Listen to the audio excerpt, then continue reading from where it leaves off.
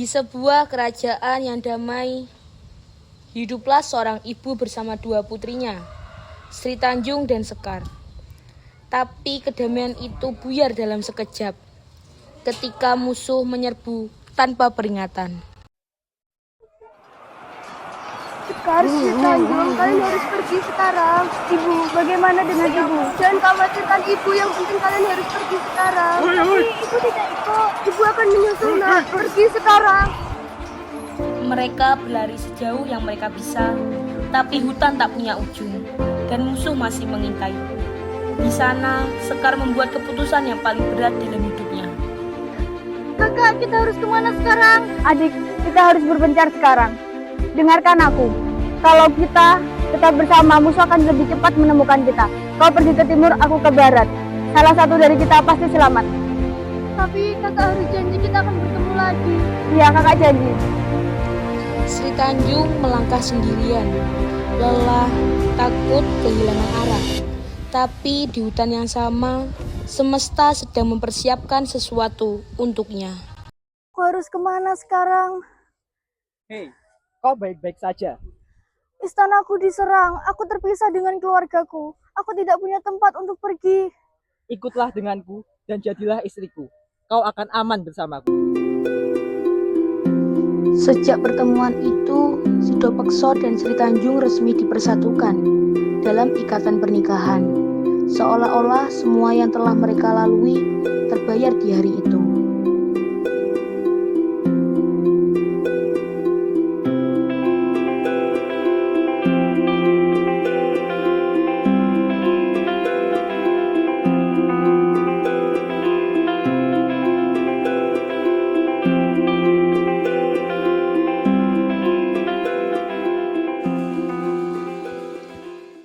Di tengah kebahagiaan itu, Raja Sulakrama pun datang untuk memberikan selamat kepada mereka. Sri Tanjung, semoga rumah tangga kalian bahagia dan langgeng. Kebahagiaan itu tak sempat lama dinikmati. Patih dan prajurit memberitahu Raja Sulakrama bahwa pasukan lawan telah sampai ke perbatasan. Sang raja memerintahkan agar Sidopekso pergi ke sana. Baginda, keadaan di perbatasan semakin genting. Pasukan musuh mulai mendekat, Baginda. Apa yang harus kita lakukan, Baginda? Aku perintahkan salah satu dari kalian menemui Sidopekso. Sidopekso yang sedang berada di rumah terpaksa harus mematuhi perintah, walaupun dirinya baru saja menikah dengan Sri Tanjung. Sidopekso, kerajaan membutuhkanmu. Kau harus memegang perang sekarang juga.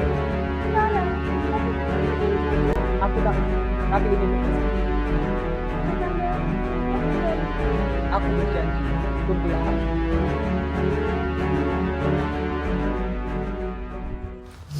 Di kerajaan, Raja Sulakrama memendam amarah. Ia tidak pernah ikhlas merestui pernikahan itu. Maka ia memanggil Arum, penasehatnya yang paling licik, dan memerintahkan sebuah rencana jahat.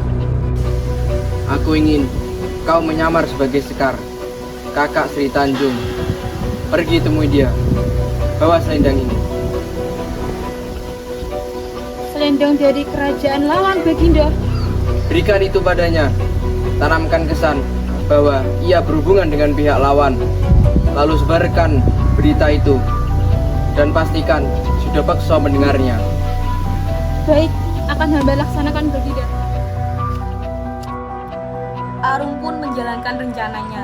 Sri Tanjung sudah lama tidak bertemu kakaknya, dan kerinduan itu justru menjadi celah yang dimanfaatkan. Sri Tanjung, kakak. Dari mana saja kau sama ini? Panjang ceritanya. Intinya kita sekarang ketemu. Ini aku ada oleh-oleh untukmu. Simpan dengan baik-baik ya. Selendang ini dari mana? Oleh-oleh.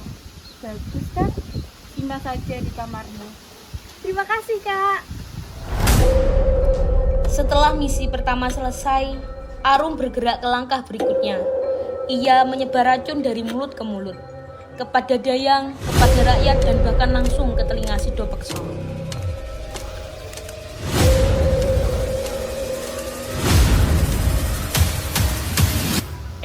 Kau tahu kabarnya Sri Tanjung berselingkuh dengan orang kerajaan lawan selama Sido Pekso pergi perang?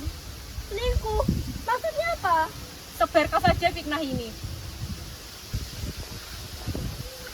Akan kusebarkan berita ini ke orang-orang.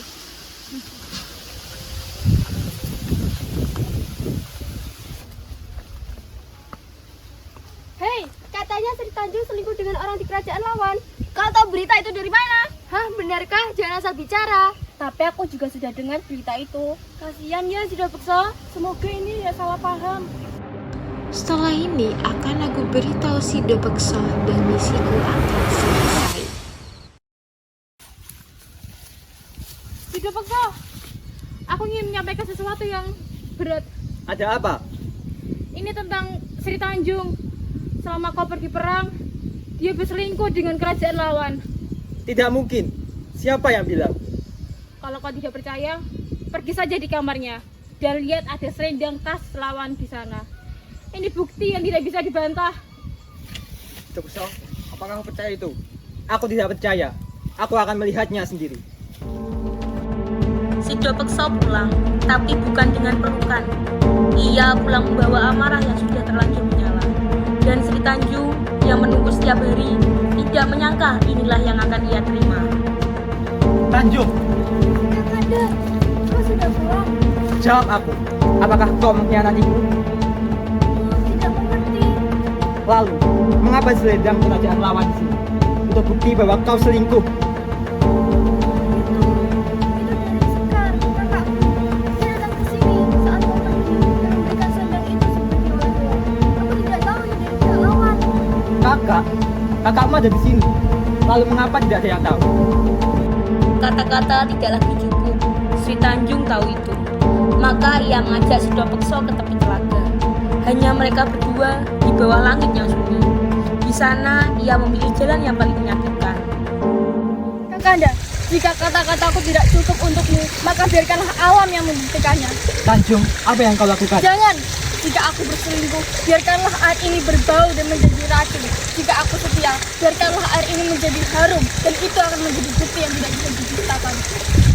Lebih sakit dilakukan oleh yang kita cinta daripada mati dengan harga diri yang utuh.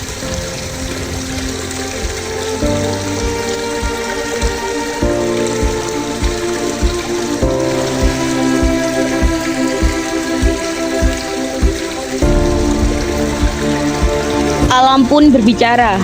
Perlahan aroma harum menyebar dari air telaga itu, membuktikan kesucian Sri Tanjung yang tak pernah sempat ia bela sepenuhnya. Harum. Airnya harum. Berarti dia tidak bersalah. Dia tidak benar bersalah. Sri Tanjung!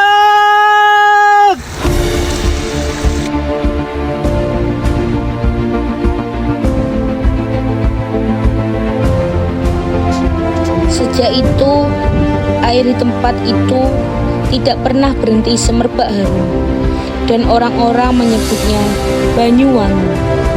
Air yang wangi bukan karena sihir, tapi karena kesetiaan seorang perempuan yang memilih mati daripada dilakukan oleh orang yang ia cintai.